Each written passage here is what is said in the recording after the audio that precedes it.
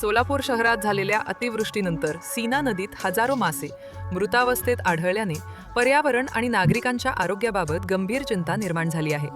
प्राथमिक माहितीनुसार ड्रेनेज मार्गे आलेले केमिकलयुक्त सांडपाणी डोणगाव ओढ्याच्या माध्यमातून सीना नदीत मिसळल्याने पाण्यातील ऑक्सिजनचे प्रमाण घटले आणि मोठ्या प्रमाणात मासे मृत्युमुखी पडले असल्याची शक्यता व्यक्त केली जात आहे. नदीपात्रात सर्वत्र मृत मासे तरंगताना दिसत असून डोणगाव व परिसरात तीव्र दुर्गंधी पसरली आहे. त्यामुळे नागरिकांना मळमळ, डोकेदुखी आणि श्वसनाचा त्रास जाणवत असल्याच्या तक्रारी समोर येत आहेत. या घटनेमुळे शेतकरी आणि मच्छीमार बांधवांमध्ये संतापाचे वातावरण आहे. स्थानिकांनी तातडीने मृत माशांची विल्हेवाट लावण्याची, नदीच्या पाण्याची तपासणी करण्याची आणि प्रदूषणास जबाबदार असलेल्यांवर कठोर कारवाई करण्याची मागणी केली आहे. दरवर्षी पावसाळ्यात अशी परिस्थिती निर्माण होत असल्याचा आरोपही नागरिकांनी केला आहे.